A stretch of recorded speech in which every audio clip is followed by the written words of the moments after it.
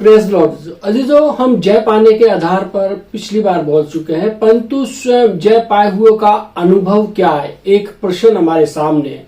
वो बहुत से संकटों का सामना करते हैं और कठिनाइयों को झेलते हैं, फिर भी प्रकाशित वाक्य 12 बाब और उसकी 11वीं आयत कहता है कि और उन्होंने अपने प्राण को प्रिय ना जाना, यहाँ तक कि मृत्यु भी सह ली। मेरा जो युद्ध में जय पाए हुए की मनोवृत्ति ऐसी होती है कि इस पद में जीवन शब्द के दो अर्थ हैं। एक शारीरिक जीवन को सूचित करता है, जबकि दूसरे का अभिप्राय प्राण की सामर्थ्य से है। जीवन शब्द का अनुवाद प्राण जीवन किया जा सकता है। आइए प्राण की सामर्थ्य या स्वाभाविक योग्यता पर विचार करें।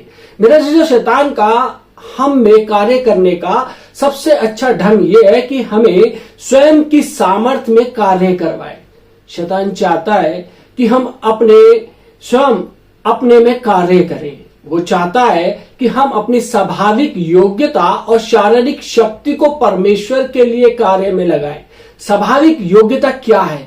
स्वाभाविक योग्यता वो योग्यता है जिसे हमने मूल रूप में पाया था और जिसका बर्ताव कभी क्रूस के द्वारा नहीं किया गया था। यह हमारे चरित्र के साथ रहता है। किसी व्यक्ति की स्वाभाविक योग्यता उसकी चालाकी हो सकती है।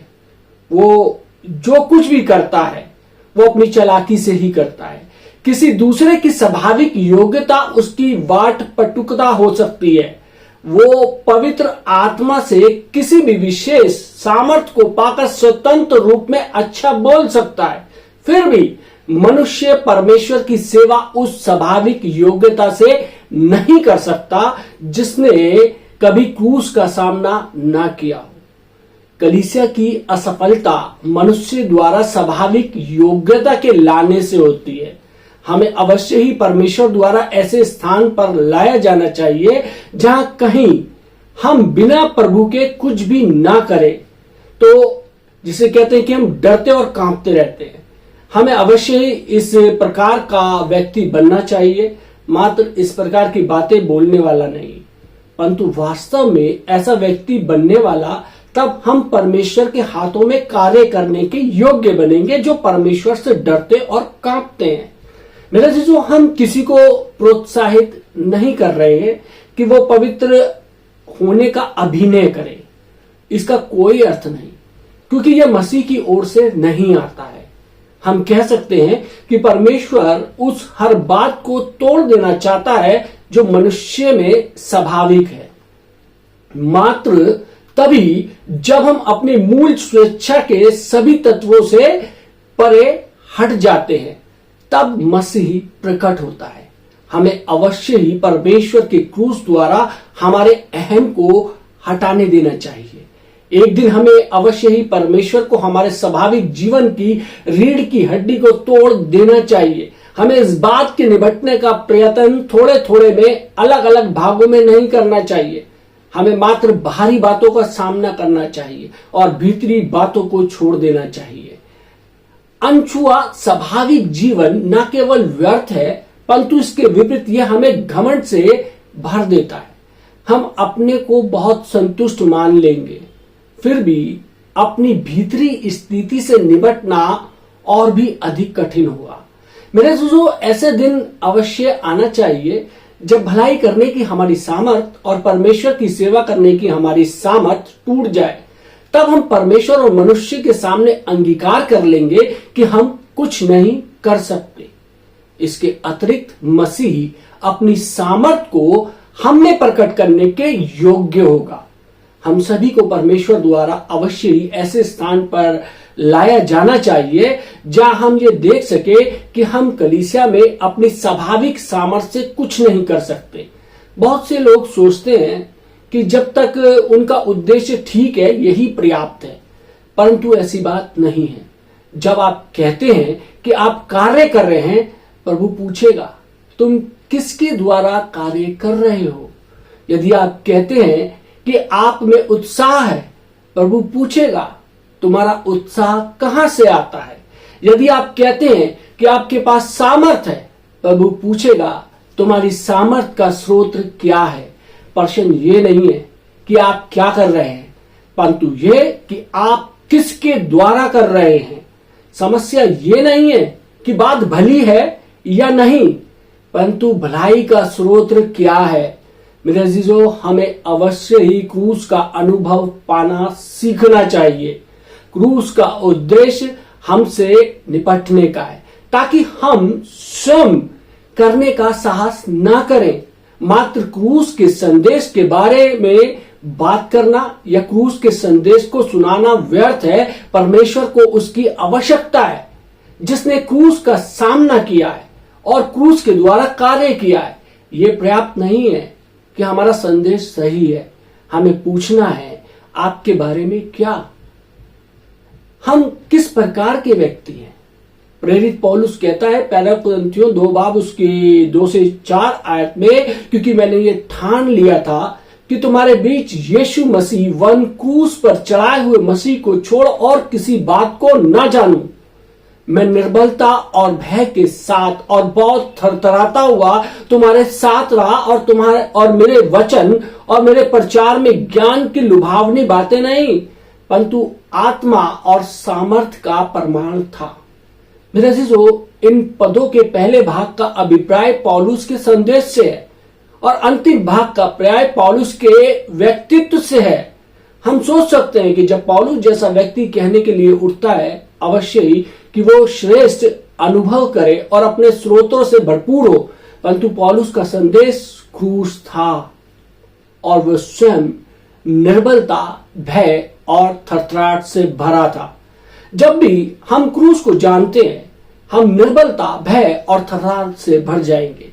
यदि हमारा कार्य व्यवहार क्रूस के द्वारा हुआ है, हम में कोई स्व आत्मविश्वास नहीं होगा, अपने द्वारा आत्मविश्वास नहीं होगा और हम डींगे मारने का साहस नहीं करेंगे। यदि हमें घमंड है ये मानते हुए कि हम पर्याप्त योग्य हैं, हम क्रूस के बारे में कुछ नहीं जानते। मेरे अजीजों, क्रूस का भीतरी ये है कि यह हमारे अंदर से उन बातों को निकाल दे जिसका संबंध मौलिक रूप में परमेश्वर से नहीं है।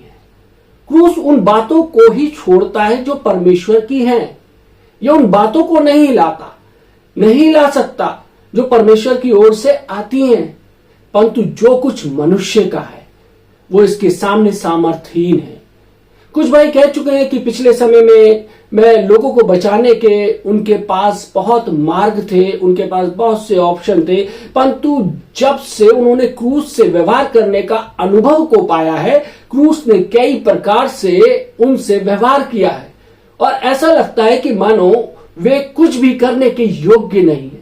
ये प्रमाणित करता है कि जो उन्होंने पहले किया वो स्वयं उनमें से बाहर निकला, क्योंकि जो कुछ भी परमेश्वर का है उसे क्रूस से नहीं काटा जा सकता।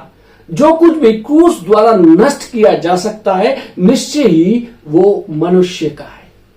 जो क्रूस से होकर निकलता है और फिर से कार्यान्वित होता है, वो परमेश्वर का है। कुछ भी जो कार्यान्वित करने के लिए योग्य ना हो, वो मनुष्य का है। प्रभु यीशु मसीह परमेश्वर का है, क्योंकि क्रूस पर चढ़ाए जाने के बाद फिर से जी उठने के योग्य था। हमें किसी भी प्राणिक या शारीरिक जीवन से प्रेम नहीं करना चाहिए। हमें अवश्य ही ऐसे किसी भी प्रकार से जीवन को अपने में नहीं बने रहने देना चाहिए। हमारी जय का आधार मेमने का लहू और उसकी गवाही का वचन है। इसके अतिरिक्त हमारी मनोवृत्ति ऐसी है कि हम किसी भी प्रकार से स्वयं अपने अनुसार नहीं जिएंगे। हम अपनी योग्यता का मूल्य नहीं आंकेंगे या कोई स्वयं आत्मविश्वास नहीं रखेगा। हमें अवश्य ही भय और थरथराहट से भरे मनुष्य बनकर जीना चाहिए। हमें अवश्य सोचना चाहिए कि हम कैसे निर्बल प्राणी हैं। मेरे अजीजों, अपने प्राण जीवन को प्रेम न करने का दूसरा अर्थ यह है कि हम अपने शारीरिक जीवन को प्रेम नहीं करते। हमें परमेश्वर के लिए खड़ा होना है, भले ही इसके लिए प्राण क्यों ना देना पड़े। मेरे अजीजों, अय्यूब 2 बाब और उसकी 4 आयत में शैतान ने परमेश्वर से कहा, खाल के बदले खाल, परंतु प्राण के बदले मनुष्य अपना सब कुछ दे देता है। मेरे जो शैतान ने अनुभव किया कि मनुष्य किसी भी बात से अधिक अपने जीवन का मूल्य रखता है, परंतु परमेश्वर ने कहा कि जय पाए हुए अपने जीवन को प्रेम नहीं करते। जय पाए हुए का कार्य व्यवहार ऐसा है कि वो इस बात की परवाह नहीं करते कि शैतान उनका क्या कर सकता है।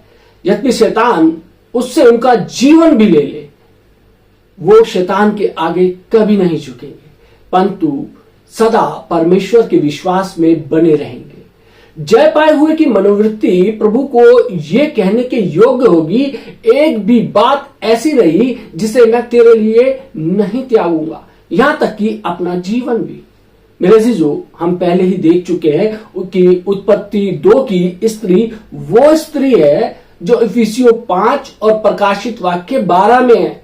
अब हम एक अन्य स्त्री को देखते हैं जिसका उद्देश्य प्रकाशित वाक्य 21 और 22 में है, यद्यपि उनके बीच एक लंबी दूरी है।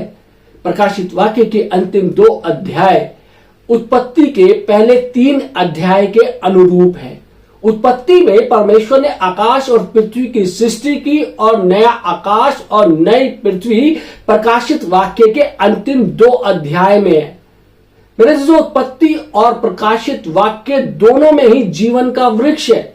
उत्पत्ति में अदन से एक नदी बह रही है और प्रकाशित वाक्य में एक नदी है जिसमें जीवन का जल बह रहा है, जो परमेश्वर के सिंहासन और मेमने से निकल रहा है। उत्पत्ति में सोना, मोती और बहुमूल्य पत्थर हैं और प्रकाशित वाक्य में सोना, मोती और सब प्रकार के बहुमूल्य पत्थर हैं। उत्पत्ति 2 में हव्वा आदम की पत्नी थी। प्रकाशित वाक्य 21 में मेमने की पत्नी है, एक पत्नी है। मेमने की पत्नी नया यरूशलेम है और परमेश्वर का अनंत काल का उद्देश्य इसी स्त्री में पूर्ण होता है। उत्पत्ति 3 में मनुष्य के पतन के बाद मृत्यु, बीमारी, दुख भोगना और श्राप आता है। और श्राप जिसे कहते हैं कि पाप के द्वारा होता है, परंतु जब नया यरूशलेम प्रकाशित वाक्य 21 में स्वर्ग से उतरता है, अब मृत्यु वहां नहीं है, दुख, रोना और पीड़ा वहां नहीं है, क्योंकि पुरानी बातें जाती रही।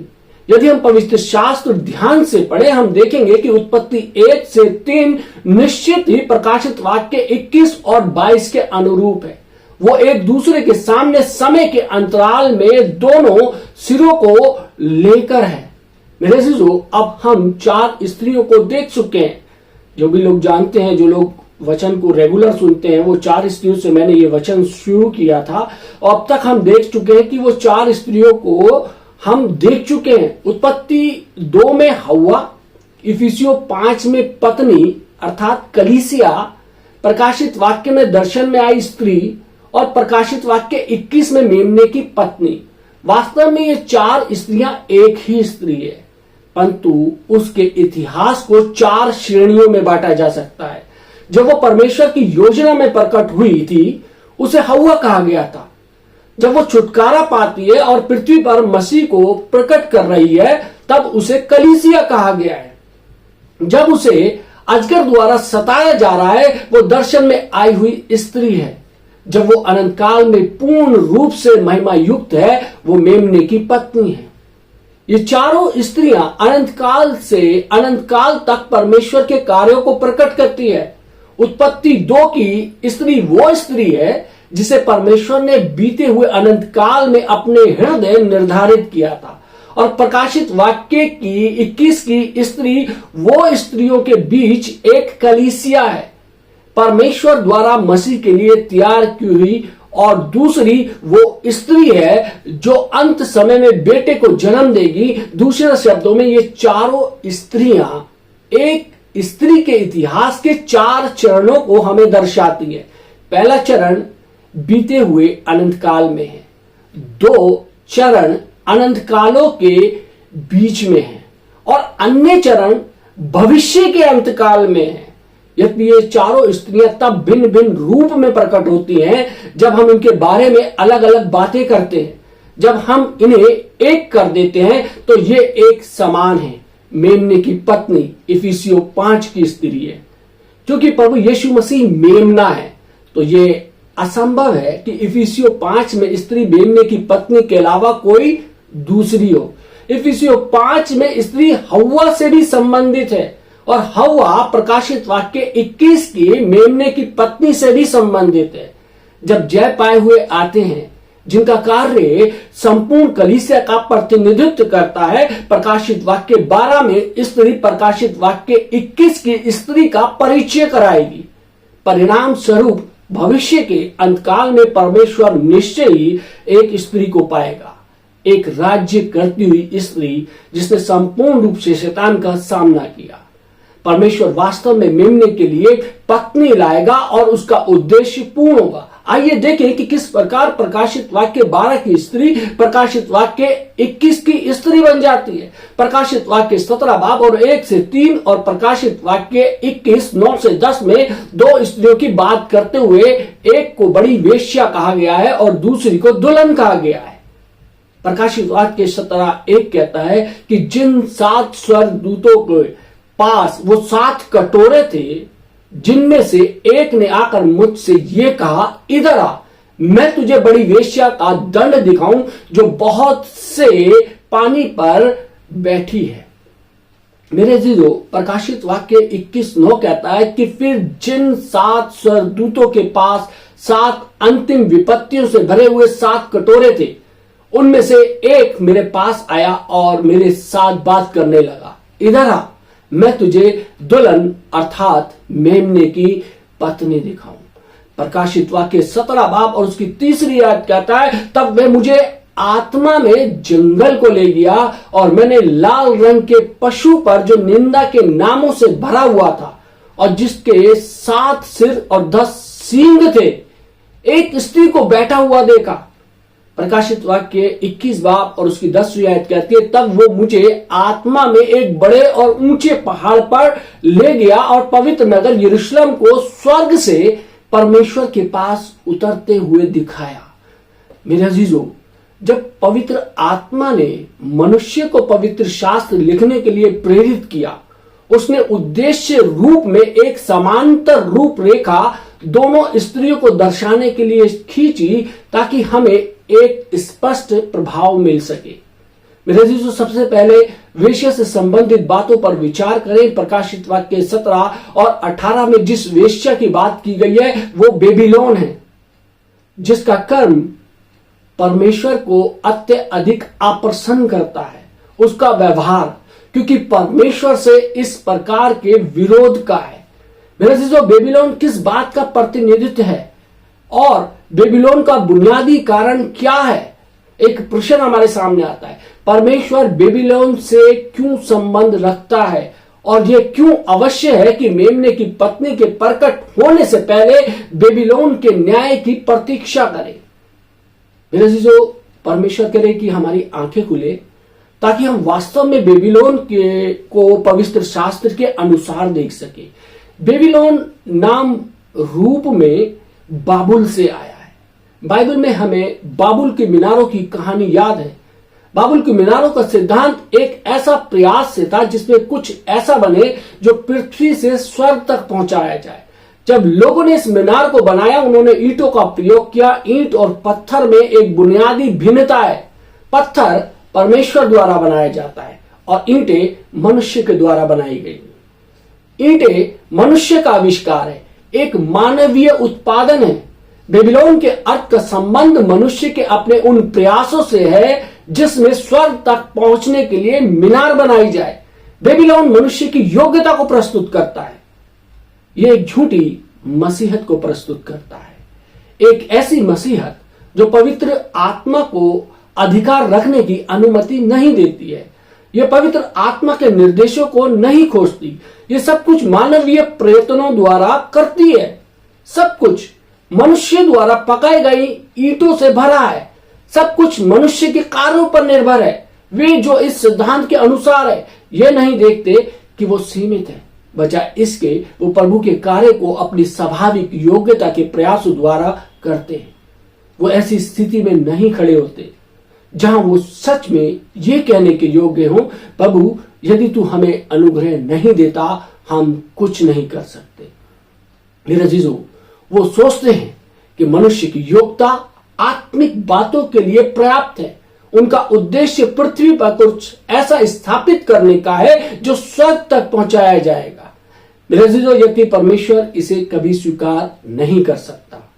एक व्यक्ति के पास कोई गुण और ऐसी सोचता हो कि वो धर्म विज्ञान का थोड़ा सा ज्ञान पाकर प्रचार कर सकता है, ये क्या है?